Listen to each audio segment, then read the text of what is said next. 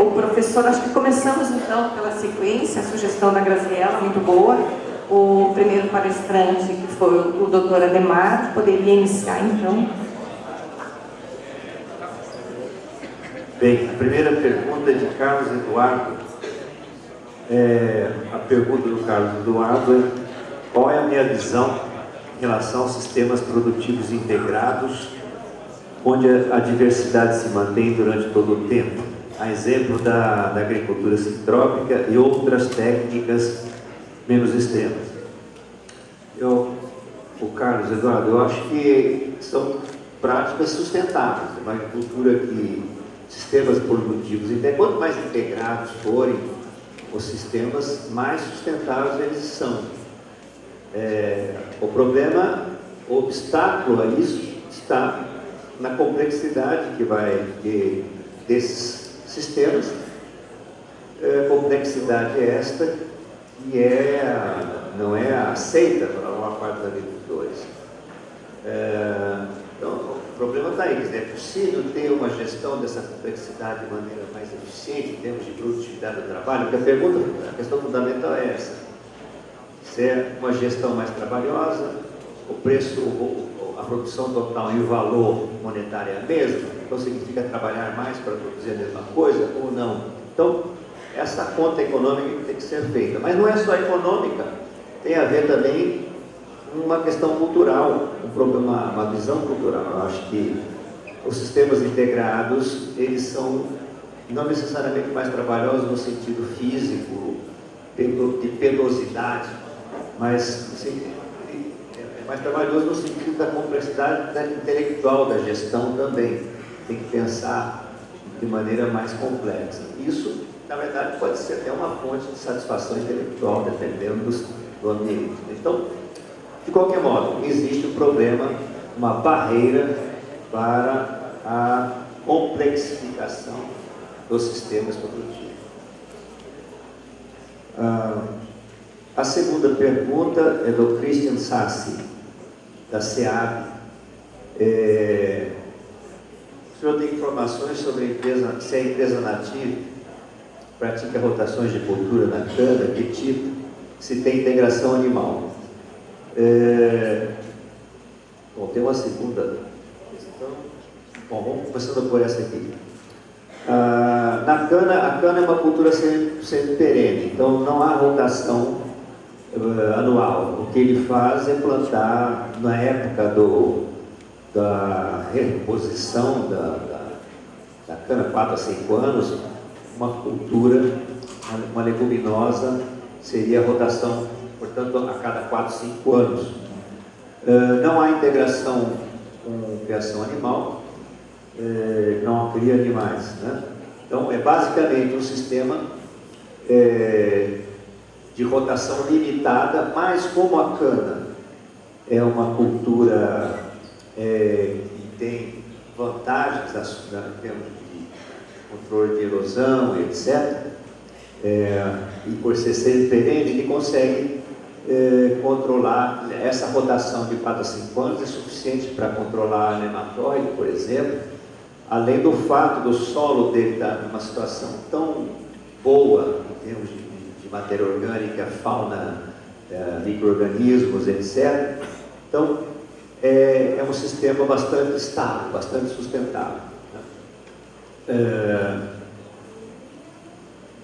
A segunda pergunta é se eu considero o atrelamento do crédito rural a obrigação de conservação.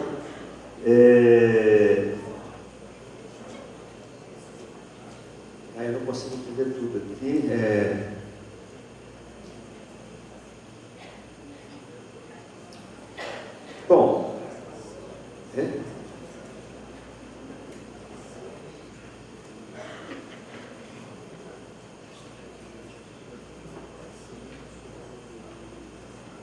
Bom, porque vamos entender que a ideia do treinamento do crédito rural, a parte de conservação. Bom, essa é uma das primeiras coisas. A lei já até tem uma certa tem uma lei nesse sentido de dar alguma vantagem em termos de crédito rural para quem faz algum sistema de conservação. Mas aí sim é preciso que a sociedade aceite uma política agrícola mais incisiva, em termos de indução de práticas de conservação. É uma questão política, de se tentar ir mais além, oferecendo vantagens maiores para quem conserva e, portanto, penalizando de alguma maneira quem não conserva. A outra pergunta é da Éder Valência. Como é possível mudar a visão de produzir o que dá dinheiro para criar um novo mercado para agroecológico, né, nível estadual, regional? É a questão básica, né, tem a ver com consciência ecológica. A sociedade tem que querer isso. Os agricultores não vão fazer isso se não houver uma estrutura de incentivos e desincentivos que os leve a fazer. Então, porque é preciso que haja, portanto, de um lado, eles têm direito a não ser penalizados por um lado, mas por outro lado a sociedade também tem direito a exigir que o meio ambiente que haja uma sustentabilidade. Então é nesse embate, no fundo, uma questão política e de conscientização ecológica. Finalmente, a última pergunta da Cássio Gaia, justamente, que acabou de fazer a palestra. Quanto à agricultura urbana, ela é possível para alguns tipos de produto, mas é limitada, porque a agricultura basicamente trabalha, depende de fotossíntese, portanto precisa de área. Então, uma agricultura urbana, o espaço disponível para a agricultura é menor. Então, é possível ter esses espaços? Bom, alguns lugares têm. Aqui em São Paulo, por exemplo, a Prefeitura de Piracicaba fez uma política, em um certo momento, de os terrenos vazios da cidade, uma série de terrenos vazios, onde passa a rede de água, ou seja, é possível irrigar uma horticultura nesses terrenos vazios, e então ofereceu programa de uma água mais barata para a horticultura nesses espaços vazios. Mas não deu certo, porque, na verdade, a maior parte das pessoas não se interessa por isso e, enfim, não funcionou. Então, dá trabalho, pelo menos nesse esquema da Prefeitura de Piracicaba. Mas, enfim, eu acho que a agricultura urbana ela tem essa limitação básica do espaço.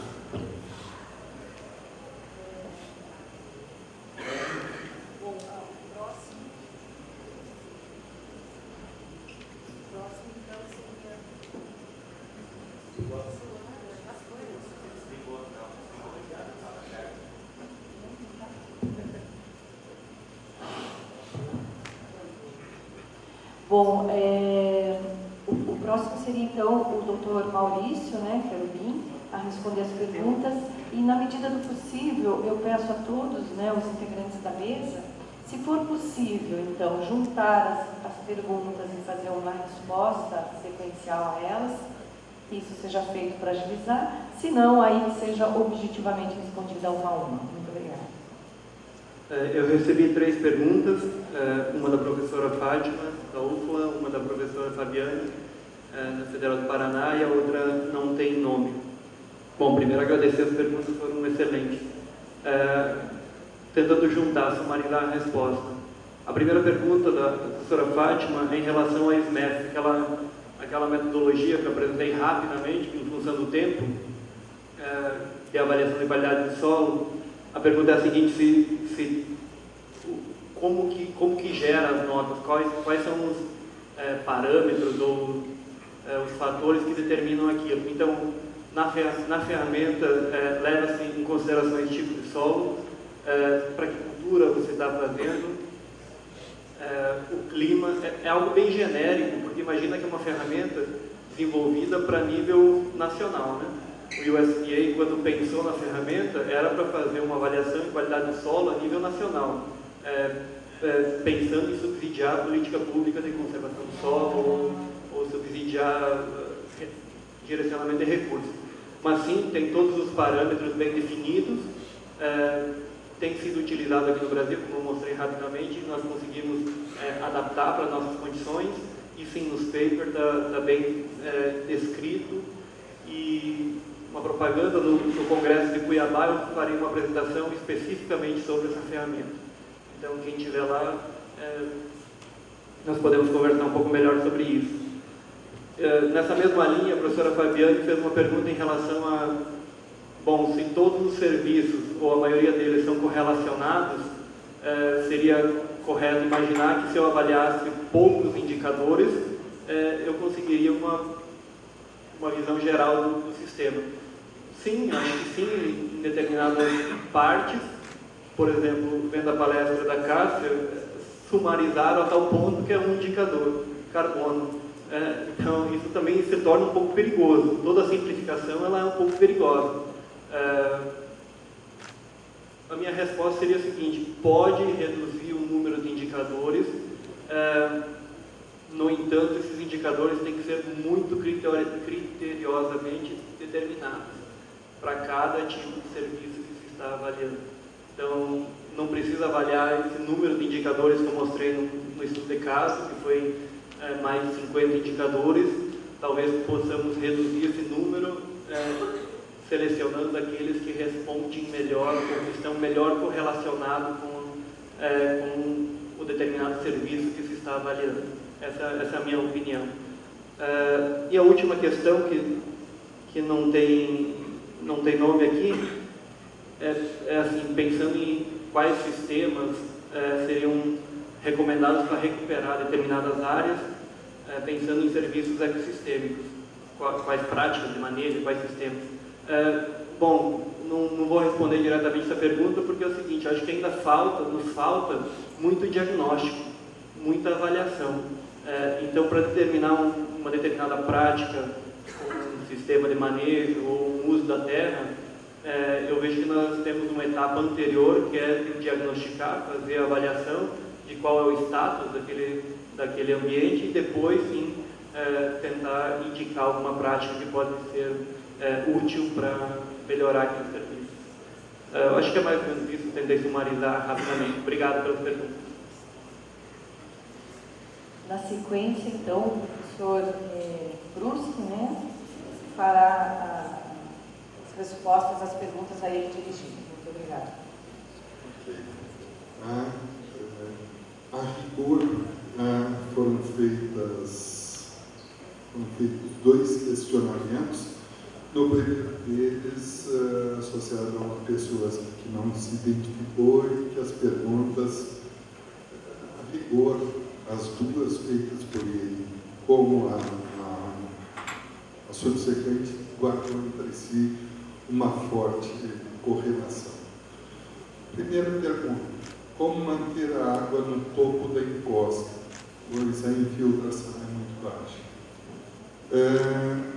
A rigor, as apresentações acabam sendo muito rápidas, muito expedidas, e o fato é que quando a gente fala em manter a água no topo da encosta, a gente busca dizer que a valorização da infiltração, a aplicação dos processos de controle da erosão, eles devem estar concentrados em posições mais elevadas do relevo, e não a gente esperar ocorrer o desprendimento do solo para, a partir de então, começar a promover as ações propriamente ditas. É um erro muito recorrente que a gente observa, de que, uma vez identificado algum problema visível de erosão, se tenta atuar naquele local onde o problema se manifesta. Pois bem, no nosso ponto de vista, isso é um grande equívoco.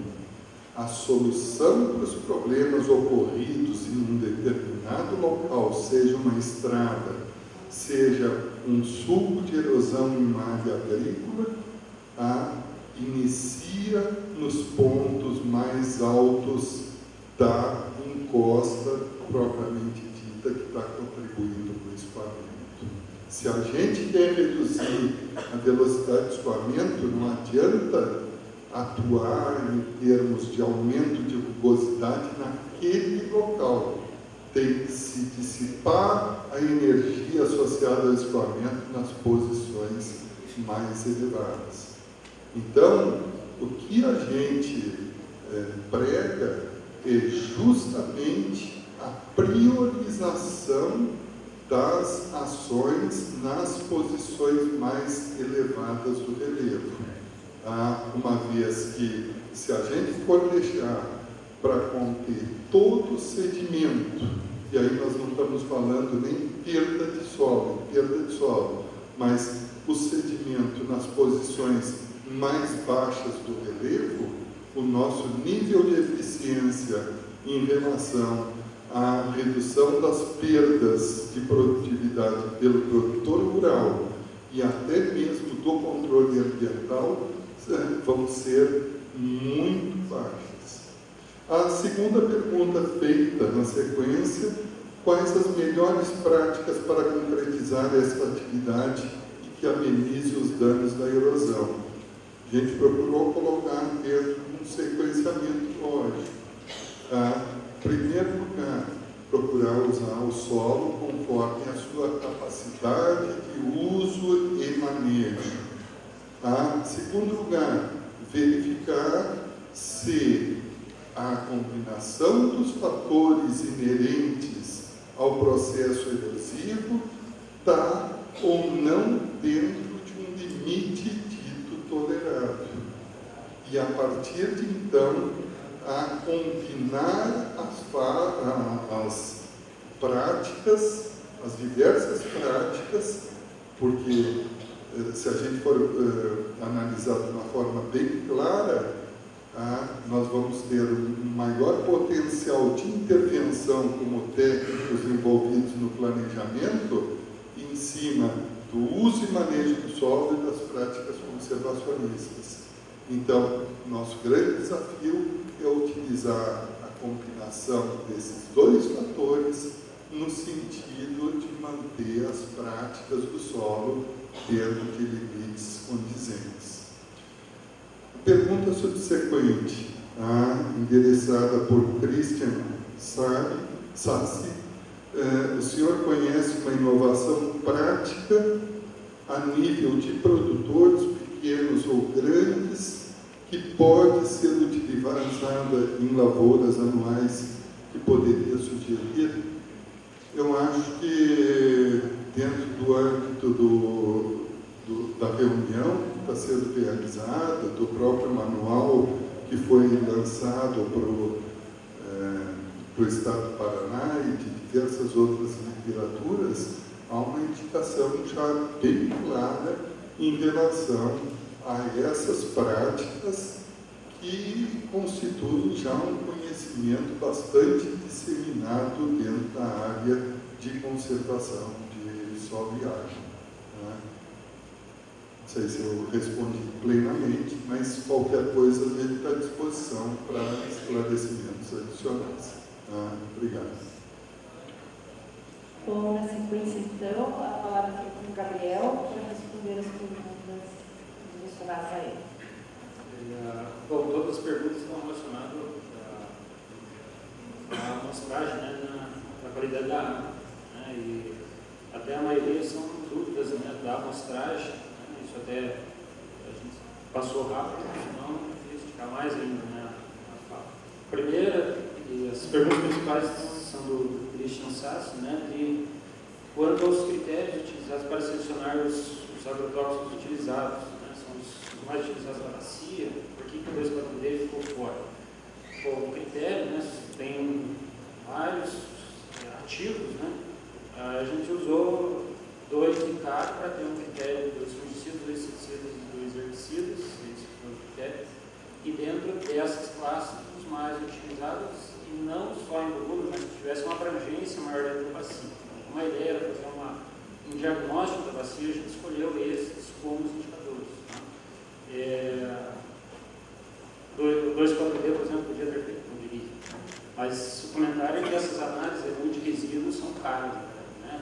Tinha um valor bem alto para chegar a esses parâmetros, né? Não é barato que não possa fazer essas análises. Né? A segunda pergunta é qual a frequência das coletas. Eu acho que eu comentei na fala, mensal. Então, dentro daqueles 49 pontos, né, a gente fazia uma campanha mensal. E quanto aos locais, né, foram colocados pontos de coleta acima do ponto de captação da Sanepar, né, ou uma colocação exclusividade da atividade agrícola. Né, por exemplo, foi colocado em Samambaia 1, Samambaia 2, são bairros naquela microbacia que eu mostrei de São Cristóvão. Né. A ideia não foi fazer acima ou abaixo da captação, acima ou abaixo da disposição dos efluentes da Sanepar, das indústrias. O critério de alocação, como eu comentei, foi a bacia como um todo, né? Começando desde a nascente dos principais rios que a gente selecionou, né? A bacia muito grande, né? Se pegar a bacia do Chicote como um todo, passa de 1 milhão de hectares, é uma bacia muito grande. A gente escolheu alguns rios em uma sequência lógica da nascente até a jusante no rio, né? E muito nas confluências dos rios. Né? Então, antes da junção de 2 rios, por exemplo, e depois que esses rios se juntavam, para ter aquela característica de onde está o problema. Você consegue saber, não, vem desse rio e daqui para cima. Tá? Então não era uma situação de escolher determinada situação pontual. A ideia principal era trabalhar a questão de produção difusa. E a outra pergunta é confiável o resultado da análise de fósforo na água, pensando na quantidade amostrada segundo as normas do CONAMA? Com uma observação, né? Por exemplo, em solo, a amostragem para determinação de fósforo necessita de uma grande quantidade de subamostra para ter qualidade.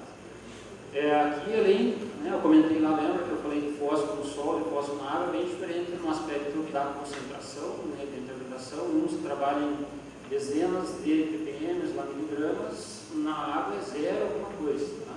Isso é a primeira situação. A segunda é que a amostragem da água é bem diferente, não tem nada a ver com a amostragem do solo. Né? O fósforo tem uma variabilidade espacial no solo e você quer caracterizar aquele talhão com uma média do fósforo que tem ali dentro. Isso é uma situação. A água, o fósforo que a gente está avaliando, está uma em solução ou suspensão. Né? A gente está trabalhando as duas situações porque é fósforo total, é o que está no CONAMA. E a amostragem em água, se ele está em suspensão ou solução, teoricamente ele está homogêneo naquela água. Então, uma amostra representa toda aquela situação naquele momento. Então, a amostragem em água, a questão não é a variabilidade espacial, e sim a variabilidade temporal. Por isso que foram feitos 30 meses de avaliação e a média desses 30 meses. Né? Inclusive, eu não comentei na apresentação, mas se eu pegar uma média, e talvez isso que foi o problema que aconteceu na usina de Mauá, se a gente pegar lá uma média de 6 amostragens, dá um. Né? Isso nas amostragens que foram feitas, se pegasse dependendo da época, né? Dava uma situação e depois dava outra. Tá? Então, inclusive, a gente tinha um comentário interno na fundação que a amostragem, monitoramento de qualidade da água, essa rotina de coleta é fundamental para você ter essa ideia, essa usabilidade. Né? Ou você tem uma concentração maior numa época e o que conta é a média dessas amostragens. Pode ter, se você pegar uma lá que deu 0,4, semana seguinte já pode dar 0,04. Daí, uma semana está contaminada, a semana seguinte não está mais. Então, não funciona, são situações bem diferentes. Né? Uma é variabilidade espacial, outra é variabilidade temporal. Tá? Então, agora, finalizando o debate, as respostas da doutora Cássia, tá? As perguntas dela. Recebi 3 perguntas. Né? Uma é acerca das participações no projeto. Não consegui ler qual que é a instituição que eles estão me perguntando aqui, mas então, só para esclarecer, né? Então, a CV no Brasil, ela começou em 3 instituições dentro das universidades, né? Então, a Unicamp, a USP, o UNB, foram os primeiros estudos de doutorados do tema. Além disso, a gente teve a Natura, que eu comentei anteriormente, e o Centro de Tecnologias e Embalagem CPEA lá de Campinas. Né? Depois, na sequência, houve um aumento do número de instituições envolvidas, né? E teve um projeto muito interessante que foi financiado pela FINEP, e aí eu já tinha definido meu doutorado, então começou a envolver a Universidade Tecnológica Federal do Paraná, junto com a UNB e a USP, né, para produzir os primeiros inventários de ciclo de vida do Brasil. E na sequência a gente teve muito contato com o EcoInvent da Suíça, porque eles têm uma das maiores bases de dados internacionais para a CV no mundo. Na sequência, foi realmente aumentando o número de instituições envolvidas. No projeto particular ACV de EAZ, estou com medo de começar a citar e esquecer o nome de todas as instituições envolvidas, né? Mas foram 10 instituições, a UTFPR, a USP, a Unicamp, a Federal do Rio Grande do Sul, a Fundação Espaço Eco, COP, a Embrapa, o IBIT, e aí a gente, me enganei, a USP não estava envolvida, né? Embrapa e IBIT, e aí nós tivemos 2 instituições internacionais, a Guidelta e a Quantis. Em relação à outra questão, achei bem interessante, na realidade, as duas, elas são muito parecidas, né? Então, a questão é como relacionar a CV com a ciência dos solos. Obviamente, minha área é a CV, conheço um pouco de ciência dos solos, mas vou tentar, dentro das minhas possibilidades, aqui falar um pouco do que a gente necessita de interação, né? Então, nós somos de ACV, nós entendemos muito pouco sobre modelagem, né, dos solos. Então, todo esse mecanismo ambiental, quais são os indicadores que precisam ser utilizados, isso tem que vir da área de vocês. Como eu comentei anteriormente, o carbono orgânico foi sugerido como indicador pela ONU Meio Ambiente, pela Sociedade de Química Ambiental e Toxicológica, por restrições de informação que existem, né, e modelos que servem para todo o globo. Então, se tiver indicadores melhores, se tiver informações melhores, elas são sempre muito bem-vindas, né? A recomendação é sempre em relação ao que se tem de melhor no momento. Então, eu acho que isso é super importante. Outra questão são os outros indicadores, né? Então, para erosão, o indicador de erosão que nós utilizamos para a compactação do solo, física do solo, química do solo, biologia do solo, como nós trabalhamos com tudo isso. Além disso, como que isso reflete nos dados dos processos agropecuários na produtividade. Então, isso também poderia ser uma possibilidade. É isso que eu consigo pensar no momento. Bom, a gente agradece então a todos os palestrantes pela brilhante apresentação que fizeram, pelas respostas agora aos ouvintes e a todos vocês que ficaram até o fim, né, interessados ao assunto e interessados aqui no debate junto aos palestrantes. E nesse agradecimento a cada um de vocês eu quero entregar uma pequena lembrança da reunião.